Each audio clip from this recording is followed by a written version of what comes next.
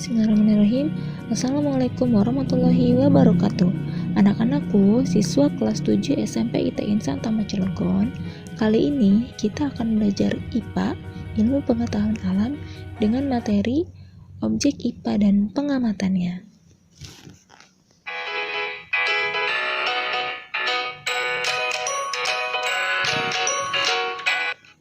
Nah, yang pertama akan kita pelajari objek ilmu pengetahuan alam. Antum sudah tahu belum apa saja sih yang kita pelajari dalam IPA? Yap, benar. Jadi yang kita pelajari dalam IPA adalah segala benda yang ada di alam dan interaksinya satu sama lain. Contohnya apa tuh? Contohnya misalkan interaksi antara air dengan makhluk hidup, atau interaksi tumbuhan dengan udara yang ada di atmosfer.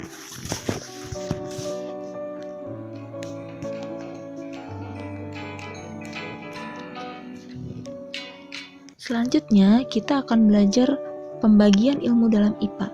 Yang pertama ada fisika, ilmu yang mempelajari tentang unsur-unsur penyusun alam dan gaya yang bekerja di dalamnya.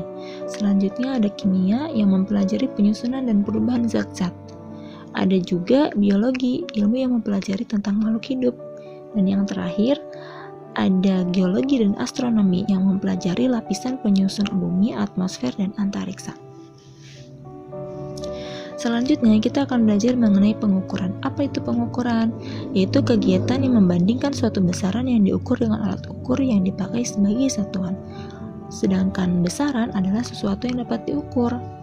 Kalau satuan, yaitu sesuatu yang digunakan sebagai pembanding dalam pengukuran. Nah, jadi antum harus tahu ya, harus bisa membedakan mana besaran dan satuan.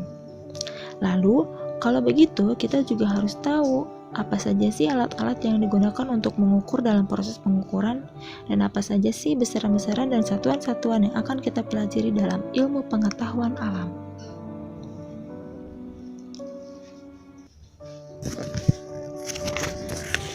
Nah, kita akan belajar tentang mengenai besaran dan satuan pokok. Besaran pokok adalah besaran yang merupakan hasil pengukuran, bukan merupakan hasil perhitungan atau operasi antar besaran. Contoh misalkan panjang. Panjang itu kita peroleh dengan cara mengukur dengan alat ukur, bukan merupakan hasil perkalian atau pembagian antar besaran. Jadi ada 7 nih besaran pokok. Antum bisa lihat ya, dari 1 sampai 7 ada panjang, massa, waktu, kuat arus listrik, suhu, intensitas cahaya, dan jumlah zat. Semuanya bisa dilihat satuan-satuannya.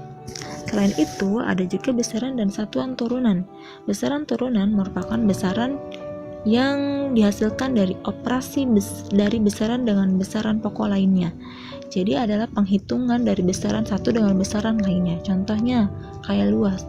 Luas didapatkan dari perkalian antara panjang dan lebar, yang mana satuan panjang adalah meter dan lebar juga meter, sehingga satuan turunannya adalah meter persegi, karena meter kali meter adalah meter persegi. Di sini ada 10 ya besaran turunan, antum bisa pahami. Selanjutnya kita juga akan membahas tentang alat ukur yang digunakan dalam pengukuran dalam IPA. Yang pertama ada panjang. Untuk mengukur panjang, alat ukurnya adalah mistar atau meteran. Selain itu juga ada jangka sorong. Jadi jangka sorong dan mistar atau meteran ini digunakan untuk mengukur panjang. Selain panjang, yang diukur dalam pengukuran IPA ada juga massa. Untuk mengukur massa, alat yang digunakan adalah neraca atau timbangan. Nah, anak-anak, neraca atau timbangan ini ada berapa jenis ya? Ada neraca digital, ada juga timbangan untuk mengukur berat badan, untuk mengukur bahan-bahan kue, dan lain sebagainya. Selain itu, ada juga waktu. Nah, alat yang digunakan untuk mengukur waktu adalah stopwatch. Nah, stopwatch ini biasa digunakan oleh guru-guru olahraga kalian untuk mengukur, misalnya mengukur jarak atau mengukur lamanya siswa lari jarak pendek. Nah, kayak gitu. Itu biasanya digunakan oleh guru-guru olahraga. Jadi alat yang digunakan untuk mengukur waktu adalah stopwatch atau jam. Selain itu, ada juga suhu. Alat yang digunakan untuk mengukur suhu adalah termometer.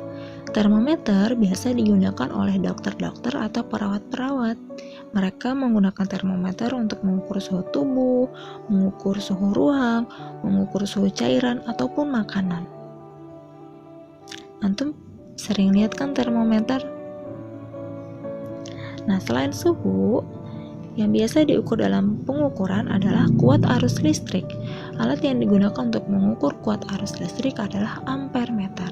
Kenapa ampermeter? Karena satuan dari kuat arus listrik adalah ampere. Jadi, alat yang digunakan, alat ukurnya adalah ampermeter.